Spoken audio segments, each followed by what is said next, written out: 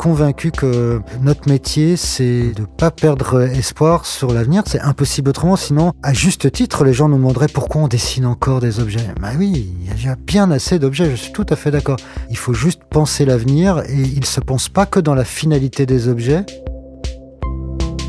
Espèce d'espace, un podcast de Ligne Rose et Contract, présenté par Max Flageolet pour découvrir les secrets de conception des plus beaux espaces. Ce mois-ci, on part dans le décor avec Rami Fischler. Longtemps, le designer s'est levé de bonne heure pour rendre plus désirables les objets de la vie quotidienne. Progressivement, son nom s'est affiché devant celui du produit. Certains sont devenus des stars, d'autres des marques. Aujourd'hui, le design s'expose et le designer est partout et nulle part à la fois. Mais quelles sont ses compétences et ses champs d'intervention ? À quels enjeux est-il confronté dans un monde bousculé par les innovations technologiques, les déséquilibres environnementaux et politiques ? Voilà les questions auxquelles nous allons essayer de répondre dans cet épisode d'Espèce d'espace avec mon invité, Rami Fischler. Bonjour. Bonjour. Rami, même si on se connaît bien, je préfère vous poser tout de suite la question. Est-ce que vous préférez pour cet entretien que l'on se tutoie ou qu'on se vouvoie ? On peut commencer par se tutoyer. Je préfère aussi. Rami, tu es né le 6 septembre 1978 de parents reporters qui ont, paraît-il, fait 10 fois le tour du monde. Sur les conseils de Philippe Starck, tu as étudié à l'ENSI Les Ateliers, qui est, rappelons-le, la seule école nationale consacrée à la création industrielle et au design. Diplômé en 2004, tu as ensuite exercé en agence jusqu'en 2010. Et la même année, tu as rejoint l'Académie de France à Rome. Et en 2016, te voilà chevalier des arts et des lettres. Ton agence RF Studio occupe depuis 2011 une place à part en intervenant dans les différents domaines du design, de la culture et des nouveaux usages.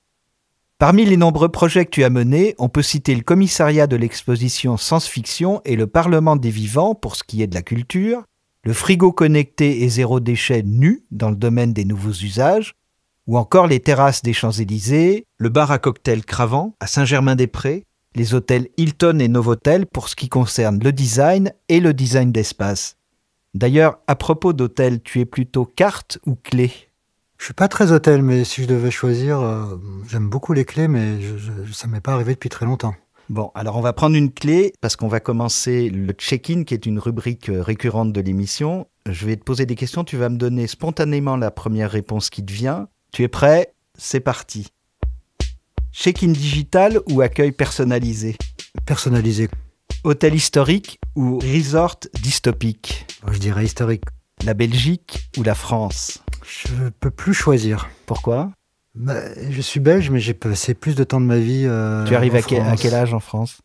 19-20 ans, et je peux pas dire à quel âge j'ai, mais les gens calculeront. Ok, très bien. Tour Eiffel ou Tour Montparnasse ? Ah, Tour Eiffel. Il y a un rapport avec le projet ? Non, pendant tout un temps, je pouvais plus la voir parce que le chantier était tellement compliqué. Mais j'habite Belleville, je la vois tous les jours en sortant de chez moi et aujourd'hui, je suis très content. Sobriété ou techno-solutionnisme ? Bah, pareil, je choisirais pas, mais le mot sobriété me va quand même mieux. Toit terrasse ou patio secret ? Patio secret. 2046 de Wong Kar-wai ou Blade Runner ? Ah, trop dur. Non, 2046. Crayon ou ordinateur ? Téléphone. Bonne réponse. Édition ou série limitée ? Édition, on en reparlera. Marcel Breuer ou Mies van der Rohe ? Trop dur. Bon, Mies van der Rohe quand même.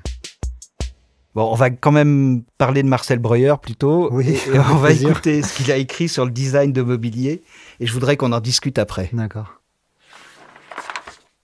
Un siège, par exemple, ne doit être ni horizontal, ni vertical, ni expressionniste, ni constructiviste, ni être fabriqué pour des questions de convenance, ni s'assortir de la table à laquelle il est associé. Il doit être un bon siège, et alors il va avec la bonne table. Marcel Breuer, 1924. Alors, qu'est-ce qui compte le plus pour toi dans un bon siège ? C'est la fonctionnalité ou la beauté ? Aujourd'hui, c'est comment il est fabriqué surtout. Mais c'est marrant parce que Marcel Breuer aussi s'est posé ces questions et il était à une époque où on découvrait l'industrie, le tube. C'est toujours marrant de se demander dans quelle époque on vit et quels sont les grands bouleversements avec lesquels on va devoir négocier ou inventer le monde de demain. Je dirais qu'aujourd'hui, évidemment qu'il faut penser le confort, évidemment qu'il faut penser la fonctionnalité, mais il faut aussi surtout penser la durabilité. Et cette idée d'assortir la chaise à la table, tu es d'accord avec Breuer ou comment tu vois ça, toi? Je crois qu'on n'a plus de débat là-dessus. Mais je comprends qu'ils l'aient eu et ils ont eu la chance de vivre à une époque où on pouvait encore débattre de ce genre de choses. Aujourd'hui, il faut débattre pour savoir si on aura le temps de l'utiliser, la table et la chaise, avant la fin du monde. Mais je veux pas être dystopique, mais je pense qu'on a des débats aujourd'hui plus complexes. Et si ça tenait qu'à moi, chez moi, j'ai une chaise qui va pas du tout avec ma table et je le vis pas très bien. Il faut un jour que ça change. Tu dessines beaucoup de mobilier pour tes projets, pour l'édition, pour les deux? Oui, j'ai tendance à dire que je dessine pas de mobilier. Il faut que j'arrête de dire ça parce qu'en fait, on ne fait que ça. C'est juste que j'ai pas la culture du designer de mobilier. J'ai longtemps travaillé avec Patrick Join, comme tu sais, qui lui l'a vraiment. C'était vraiment son dada. Moi, pendant très longtemps, je ne m'intéressais pas au mobilier. Je m'intéressais aux usages, aux lieux, au moment. Et en fait, en réalité, à la fin, on finissait par dessiner tout le mobilier qui allait avec, en vieillissant. Et puis, avec les enjeux dont j'évoquais tout à l'heure un peu l'importance, on revient à la question du mobilier. De plus en plus, j'aime ça et je le revendique. Alors pour la chambre Novotel que tu as imaginée, tu n'es pas parti du mobilier, tu es parti plutôt justement des usages, du moment passé dans la chambre. Oui. Tu peux nous expliquer comment tu as pris ce projet? Oui, Novotel, c'est un projet vraiment extraordinaire parce que c'est la plus grande marque hôtelière du monde. Patrimonial. Plus de 100 000 chambres dans le monde, donc évidemment un enjeu majeur. Une très très belle marque qui doit se réinventer. Elle doit se réinventer parce qu'elle existe depuis longtemps, donc évidemment elle a tout intérêt à rester toujours pionnière puisque c'est quand même dans son ADN. Donc j'étais très honoré d'avoir à travailler sur cette marque avec cette réalité assumée qu'à un moment Novotel, pour exister, doit toujours prendre de l'avance. Et prendre de l'avance, alors en l'occurrence, puisque tu évoquais le mobilier, c'était notamment se demander comment faire des chambres les plus durables possibles. C'est un thème qui n'est pas que du greenwashing, il y a des réalités derrière auxquelles moi je suis très attaché, parce que quand on fait une chambre d'hôtel, on fait de la décoration d'intérieur souvent, et la décoration d'intérieur, eh bien ça génère beaucoup de matière, ça génère beaucoup de problématiques sur le cycle de vie, parce que on fabrique, ensuite on garde, et puis après on jette. Et donc il y a toute cette question en fait de l'évolution de la vie, des matières, de tous les espaces qu'on conçoit. Et le mobilier finalement est aujourd'hui une réponse aussi de durabilité. L'agencement, c'est compliqué à faire évoluer, à rénover. Alors tu peux nous dire effectivement quelle solution tu as trouvée pour Novotel pour prolonger la durée de vie des meubles? C'est juste du bon sens et je ne suis pas du tout le seul ni à le dire ni à le faire. C'est juste de dire en tout cas que dans des chambres très contraintes au niveau du budget, au niveau de l'usage et au niveau des enjeux dans le temps long, le mobilier, en tout cas, est plus facile à rénover, à changer, à recycler aussi. Et donc, c'est vrai que sur Novotel, j'ai plutôt pris le parti pris de mettre les moyens dans le mobilier, quitte à faire un projet très sobre, mais avec un mobilier, par contre, très bien conçu et très beau. Bon, je ne vais pas dire le contraire, mais je l'aime beaucoup.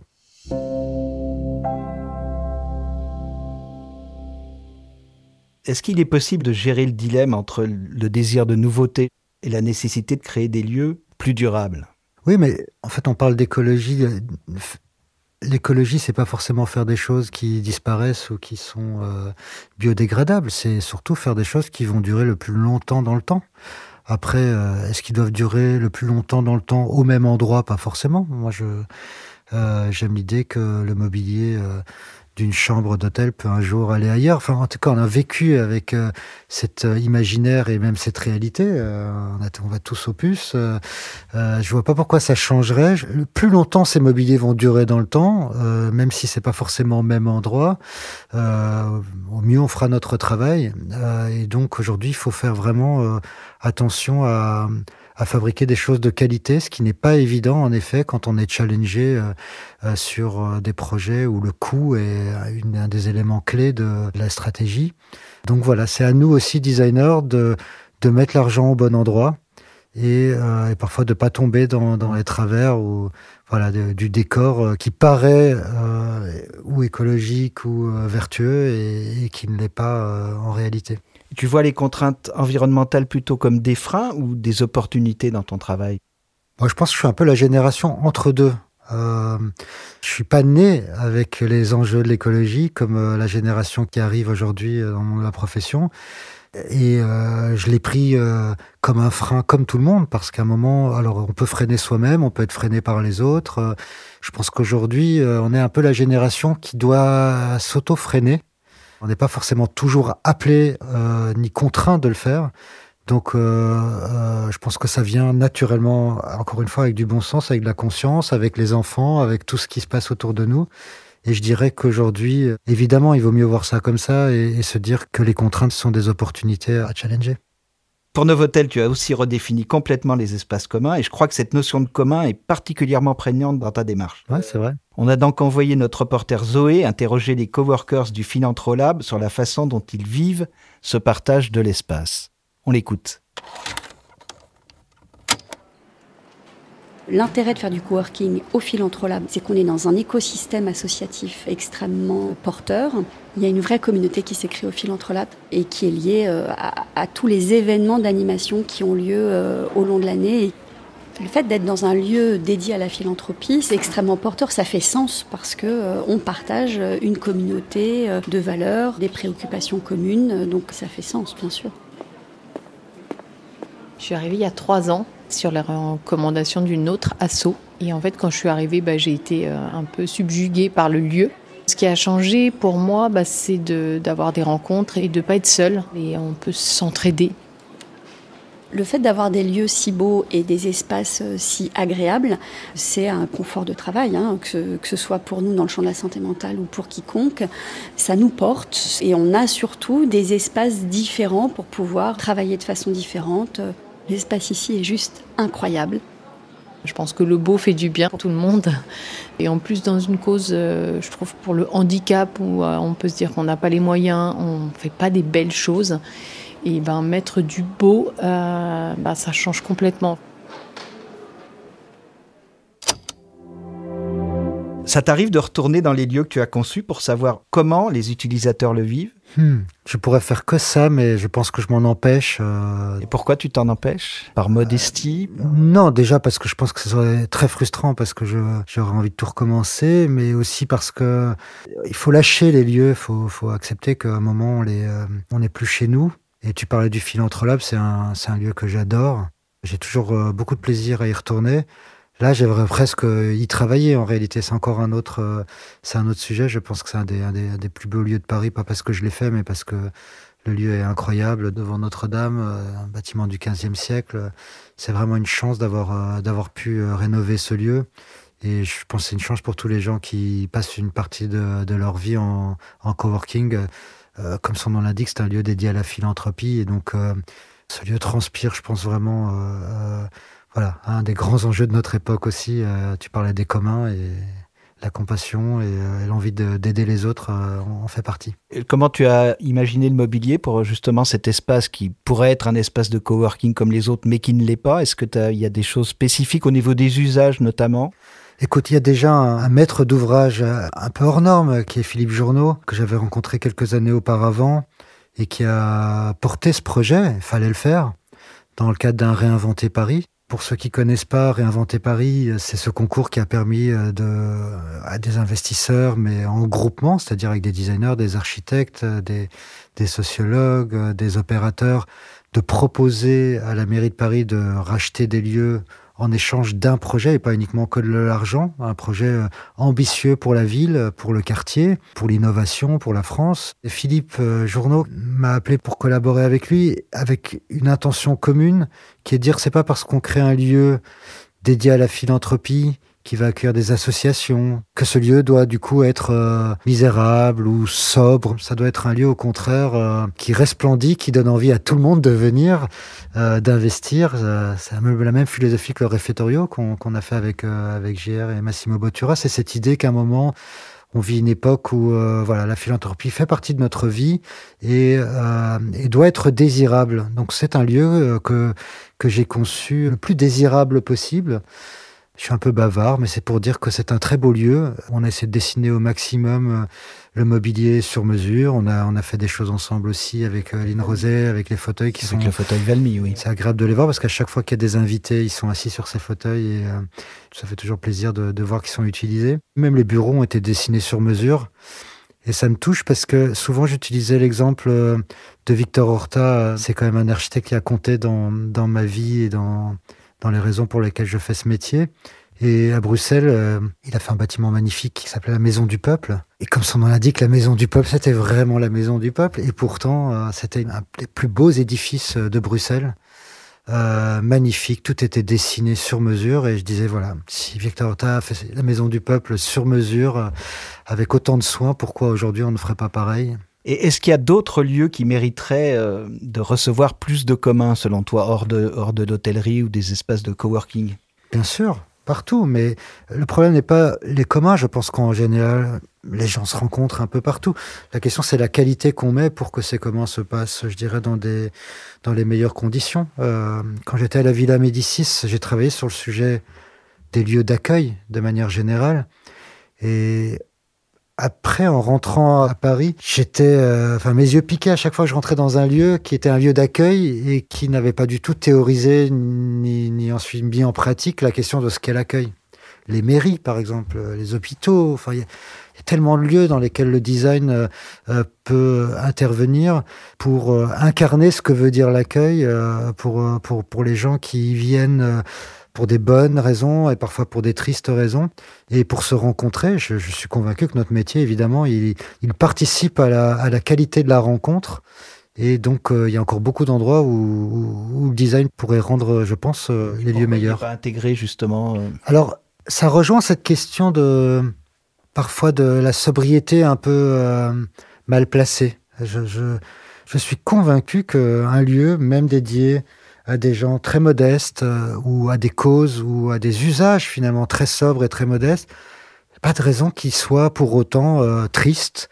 Et parfois, que ce soit les institutions, les mairies, ont du mal ou ont peur d'y mettre des moyens. Alors, ils ne les ont pas parfois, mais souvent, il y a cette culture quand même de dire on va faire frugal, attention, il faut mettre les moyens au bon endroit. Une sorte de passion triste, en fait. Oui, mais alors bon, ça me va très bien. Passion triste, ça pourrait me définir, mais c'est pas ça. C'est aussi de se dire que les gens ne vont pas forcément voir négativement le fait qu'on mette des moyens dans des lieux qui appartiennent à tous. Je pense que ça pourrait être beaucoup plus mal vu dans un lieu qui est fermé à la grande majorité des gens et qui paradoxalement est quand même très souvent, je dirais, investi de très beaux objets. Je pense, je sais pas, aux ambassades. Je dis pas que c'est mal, ça fait vivre plein de gens et puis ça fait rayonner la France ou quel que soit le pays en question. Mais je pense que ce serait tout aussi bien dans des lieux beaucoup plus publics et dans lesquels les habitants pourraient découvrir je dirais le raffinement et la sophistication dont on est si fier, en France en tout cas, et dont on peut être fier parce qu'il y a énormément de très beaux savoir-faire dans ce pays.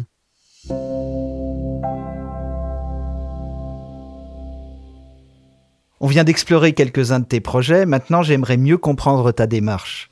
Tout d'abord, comment est-ce que tu te définis ? Designer, architecte d'intérieur, designer d'espace, scénographe, artiste, créateur, entrepreneur, metteur en scène ?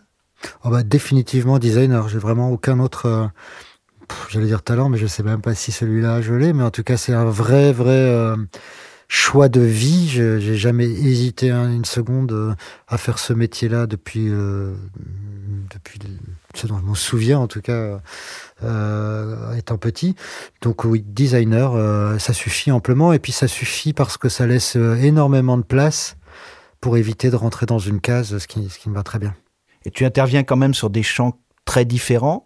probablement complémentaires. C'est pas trop compliqué de le faire comprendre à tes clients ou à tes futurs clients? Si, c'est très compliqué, mais bon, à passer un certain moment de sa vie, on arrête de se battre pour ça. Enfin, moi, je me suis surtout battu pour ne jamais ne rentrer dans une case.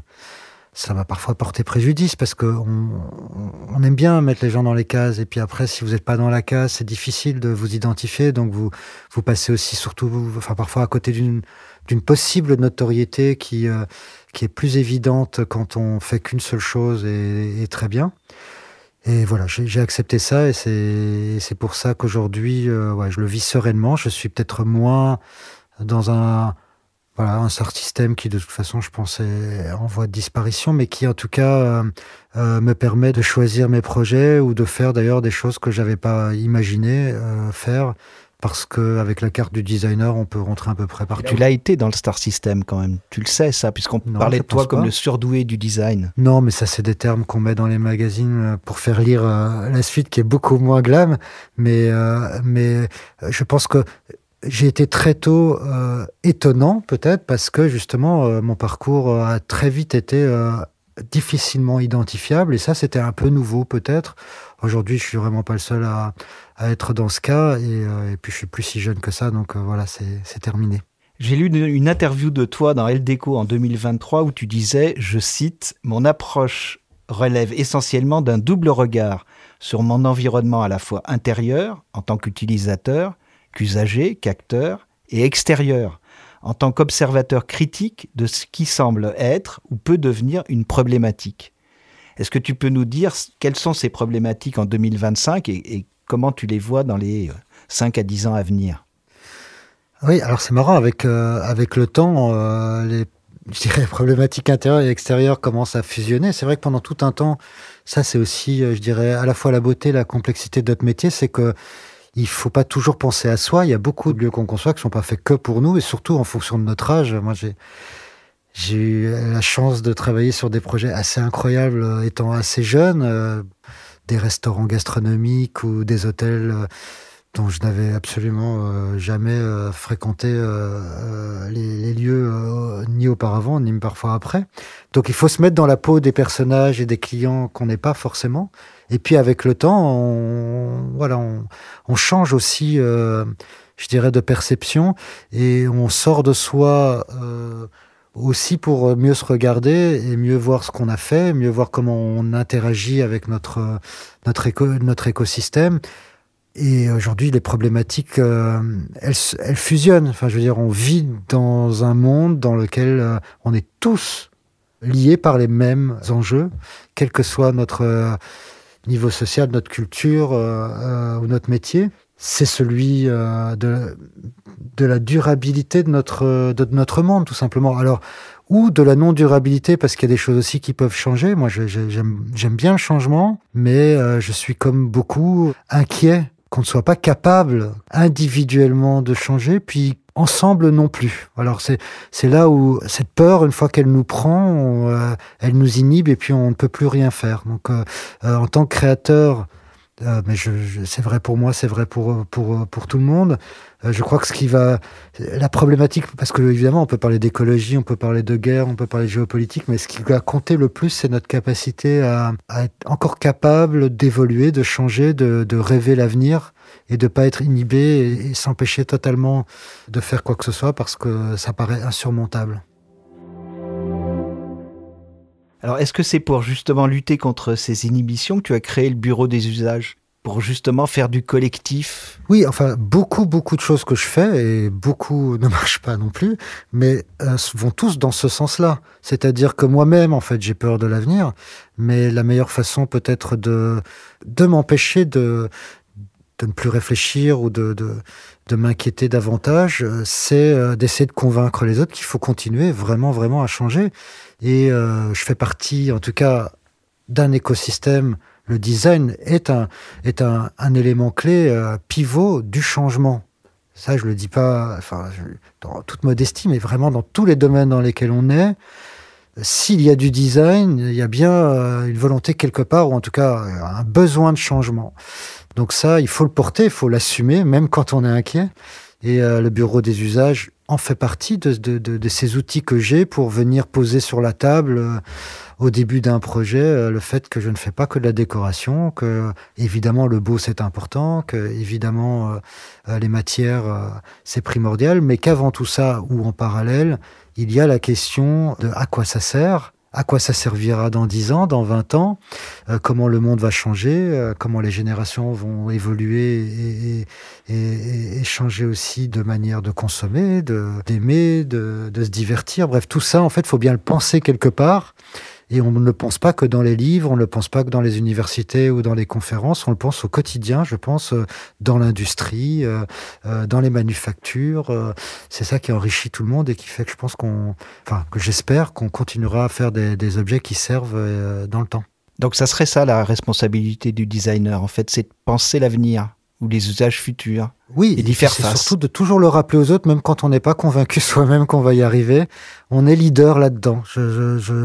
Je suis convaincu que notre métier, c'est de ne pas perdre espoir sur l'avenir. C'est impossible autrement, sinon, et à juste titre, les gens nous demanderaient pourquoi on dessine encore des objets. Ben oui, il y a déjà bien assez d'objets, je suis tout à fait d'accord. Il faut juste penser l'avenir, et il ne se pense pas que dans la finalité des objets.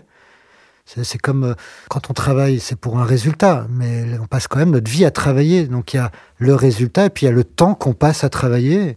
Donc je pense que la majorité du temps, on ne le passe pas à aboutir des objets, on le passe à penser des objets. Et ce temps pensé, on le fait ensemble. Tu parlais des communs tout à l'heure. Et tous les gens qui sont transportés par cette réflexion, c'est la majorité de leur temps de vie qui le passent. Donc autant le penser pour un futur désirable, évidemment. Et donc le frigo nu que tu as conçu, ça serait un des exemples de réponse à ça. Oui, totalement. C'est-à-dire penser à un usage actuel et presque futur. Tu peux nous dire un peu en quoi il consiste? Tout à fait. Alors, c'est une équipe qui est venue me chercher, qui avait une envie, avant tout un désir de changer le monde, de l'alimentation et des déchets que ça génère. Il faut savoir que on parle toujours des avions et à juste titre des voitures, mais la construction pollue énormément, l'alimentation aussi, le nombre de déchets, on la vit tous les jours, qu'on génère juste en achetant des aliments dont les emballages sont jetés 3 secondes après les avoir achetés, c'est dramatique. Et donc, ils sont arrivés avec cette idée très belle de se dire qu'il faut développer des nouveaux moyens pour consommer avec moins de déchets et de développer. Alors, à la base, c'était un supermarché zéro déchet. Puis voilà, le monde de l'entrepreneuriat nous a amené à la fin à finir par faire un frigo qu'on peut mettre dans les entreprises et qui permettent, en fait, au réseau de restaurateurs, de traiteurs du quartier, quelle que soit sa taille, de venir alimenter ce frigo avec des repas dans des bocaux nettoyables, donc ce qu'on appelle une marketplace. Le frigo est une chose, il est très important. Je vois bien que des années plus tard, il est toujours là, donc la preuve qu'il a son utilité, mais derrière, il y a tout ce qu'on ne voit pas, et notamment ce qu'on appelle le circuit court, enfin tout ce réseau autour de gens qui vont venir prendre les bocaux, les nettoyer, puis les traiteurs qui vont du coup changer aussi leur pratique. S'ils veulent être dans le frigo, il faut qu'ils soient dans des bocaux en verre. Et les employés de cette entreprise qui vont commencer à s'habituer aussi, peut-être à des usages qui vont les faire penser qu'il faut peut-être consommer différemment. Donc tout ça, c'est un cercle vertueux, c'est des mots un peu bateaux, mais j'y crois. Et je fais partie des gens qui, comme tu disais tout à l'heure, intérieurement aussi, ont évolué grâce à ce type de projet. Alors, il est bien sûr impossible de parler des nouvelles technologies sans évoquer l'intelligence artificielle. Entre ceux qui prédisent la fin des studios de design traditionnels et ceux qui y voient un outil parmi d'autres, quelle est la position de Rami Fischler? Non, mais ni l'une ni l'autre. Je veux dire, il y a tellement d'autres dangers sur la planète que, en tout cas, moi, j'en suis plus à m'inquiéter pour un parmi d'autres. Je le mets dans la même balance que tous les dangers qui peuvent devenir des opportunités. Tu parlais tout à l'heure de l'écologie, des enjeux écologiques. C'est à la fois un danger et une opportunité. L'IA... Encore une fois, peut-être que pour la génération qui arrive, j'ai fait une conférence là-dessus, je me suis rendu compte que c'était, pour certains, très angoissant. Quand on entend le débat sur la question aujourd'hui, il y a de quoi. Et dans le même temps, moi, je suis arrivé avec une culture de l'entre-deux. On a connu un monde tellement ancestral par rapport à ce qui se passe aujourd'hui. Donc, je pense qu'on est vraiment une génération qui est assez agile au changement. Enfin, Donc l'IA, je le prends comme plutôt une capacité à évoluer. Il faut pas passer à côté. Au studio, on a commencé à intégrer l'IA il y a un peu plus d'1 an pour développer nos propres outils. Mais jamais de création, ça reste des outils. Ça le sera peut-être un jour et on verra bien ce que ça donnera, mais ne nous inquiétons pas, essayons plutôt d'être optimistes et surtout essayons d'être un peu leaders et ne le faisons pas dépasser par le reste du monde. Il y a une dizaine d'années, tu as été artiste-professeur invité au Frénois, oui. Studio national d'art contemporain, où tu as opéré un rapprochement entre cinéma et design, oui. Au travers d'une production de luminaires dont l'éclairage provient des films. Mm-hmm. Comment as-tu fait techniquement pour rapprocher ces deux conceptions de la lumière diamétralement opposées ? C'est gentil de me poser cette question parce qu'on ne parle jamais de ce projet auquel je tiens énormément. D'abord parce que faire rentrer le design dans une école de cinéma, ça fait tellement sens. Pour moi, c'est quasiment le même métier. C'est pareil que le 7e art. En fait, on fait un métier qui est à la fois de la création, mais qui est tellement lié à la question de l'industrie. Et puis, des rapprochements technologiques aussi. Le cinéma, c'est de la lumière. Aujourd'hui, on utilise exactement les mêmes sources d'éclairage. On éclaire avec de la LED, quel que soit le support, que ce soit pour représenter de l'image ou pour éclairer avec une lumière tamisée un bar ou une chambre d'hôtel.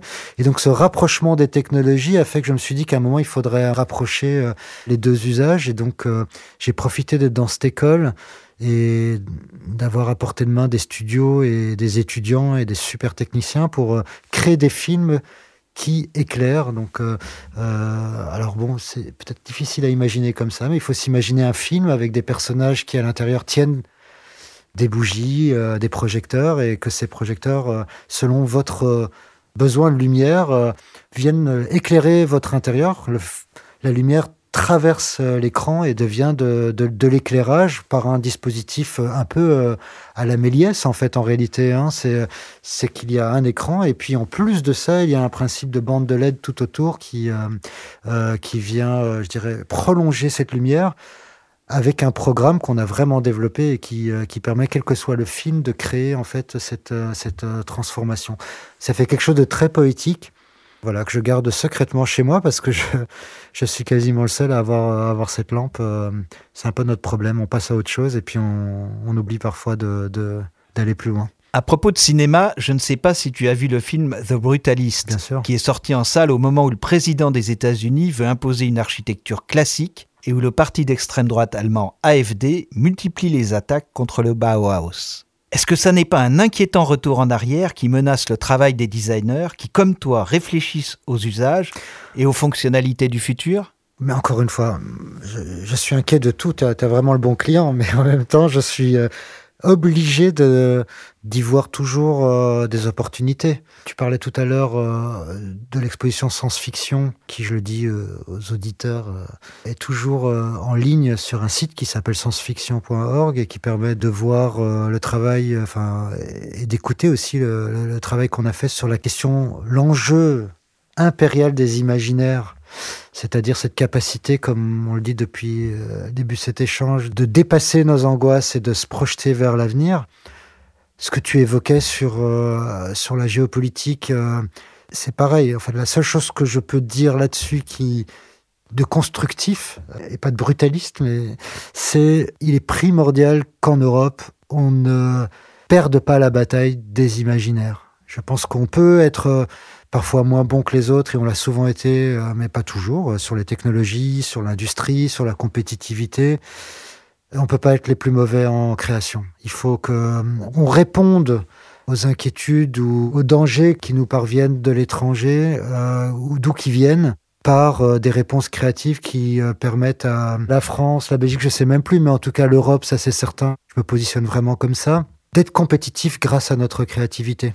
Et c'est par les réponses qu'on apportera qu'on gagnera certaines batailles, que ce soit en architecture, en design, dans des termes plus larges sur les enjeux écologiques. Parce que tu viens de dire rejoindre la dernière question que je voulais te poser en guise de check-out. Quel conseil donnerais-tu à un ou une jeune designer qui serait sur le point de se lancer justement pour ne pas perdre la bataille de l'imaginaire ? C'est difficile. Mais Moi, j'ai fait l'ENSI des ateliers. J'ai choisi cette école à l'âge de 13 ans. Tu l'as dit, c'est grâce à Stark, même s'il le sait pas ou il le sait plus, mais que je suis arrivé à cette école bien avant l'Internet. Et j'ai choisi cette école parce que c'était une école qui ne te mettait pas dans un moule. Voilà. J'espère que c'est toujours le cas. J'espère que les jeunes designers continueront à perpétuer cette idée qu'en fait, notre métier, c'est un métier d'agilité, d'opportunité, de croyance et voilà, de passion. Donc, c'est pas que répondre à la demande. Et c'est pas mal de répondre à la demande. Il y a plein de métiers où c'est vraiment l'objectif. Je pense que notre métier à nous, c'est de faire plus que ça. Et aux jeunes générations, évidemment, de prendre le relais et de continuer à réfléchir et à savoir comment ils peuvent faire bouger les lignes. Et surtout, bon, peut-être que la chose la plus importante, de ne pas être contre l'industrie, de ne pas être contre tout ce qui aujourd'hui pose problème, parce qu'en fait, notre métier, c'est au contraire de l'intérieur de chercher des solutions, et ces solutions, elles n'arriveront pas en se cachant ou en fermant les yeux sur ce qui nous plaît pas.